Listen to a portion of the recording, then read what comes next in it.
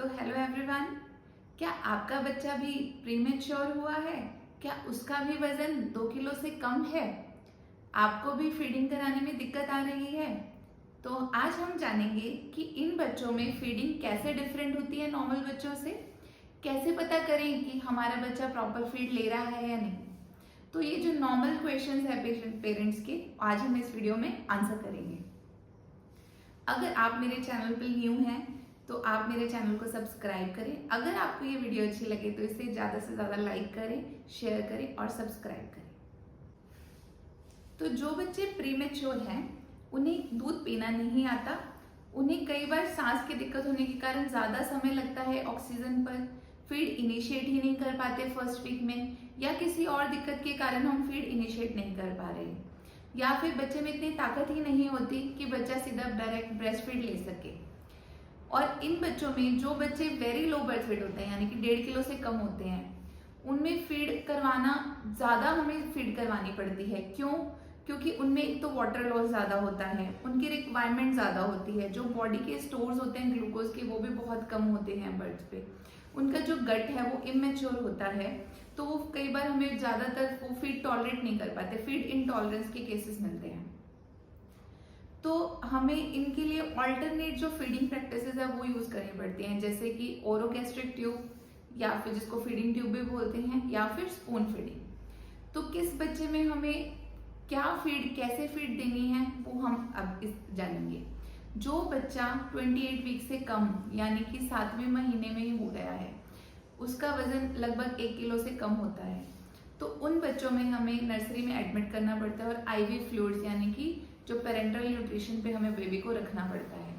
जो बच्चा 28 हफ्ते से लेके 31 हफ्ते के बीच में पैदा हुआ है, उन बच्चों में सकिंग रिफ्लेक्स आ जाता है, स्वेलोइंग रिफ्लेक्स आ जाता है, बट सकिंग का स्वेलोइंग के साथ कोऑर्डिनेशन नहीं हो पाता, बच्चा निगल नहीं पाता, दूध को पकड़ के खींच के पी के उसे निगल नहीं पाता।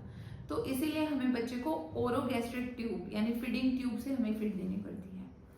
और जो बच्चा 32 टू 34 वीक्स में पैदा होता है, उस बच्चे में सकिंग स्वेलोइंग का जो कोऑर्डिनेशन है वो आ जाता है, ये बेबी इजीली स्पून फीड ले पाता है।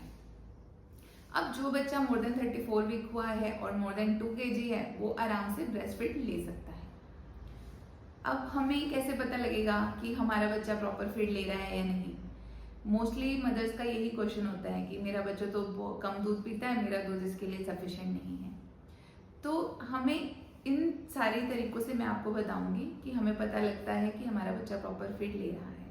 सबसे पहले तो उसका यूरिन आउटपुट, जो बच्चा जो है सुसु कम से कम 5 to 6 टाइम्स मिनिमम हमें बेबी का जो यूरिन है वो होना चाहिए एक दिन में। जो आप अपना ईबीएम जो ब्रेस्ट मिल्क है उसको एक्सप्रेस करके भी देख सकते हैं कि आपका फीड कितना आ रहा है, 30 ml है, 60 ml है, 90 ml है, जितना बच्चे को रिक्वायर्ड है कि नहीं, उतना है, आ रहा है या नहीं। थर्ड है कि बच्चा जो एक टाइम में, एक दिन में 8 to 10 टाइम्स फीड लेता है, तो उतना वो बेबी ले पा रहा है या नहीं।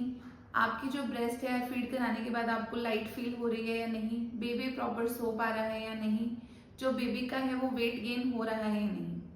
इन सब चीज़ों से हमें पता लगता है कि हमारा बेबी फीड अच्छे से ले रहा है या नहीं। तो यही हमारे डेंजर साइंस हो जाते हैं कि अगर हमारा बच्चा फीड कम ले रहा है, यूरिन कम पास कर रहा है, उसका वेट गेन नहीं हो रहा, तो ये सब रेड फ्लैग्स होते हैं। तो हमें इससे देखना पड़ता है कि बेबी की फीड सही से नहीं हो रही है और कहाँ कमी है, हमें उसको डायग्नोज करना पड़ता है और उसके अकॉर्डिंग ही हम सलाह देते हैं जो जो फीड में दिक्कत आती है पेरेंट्स को।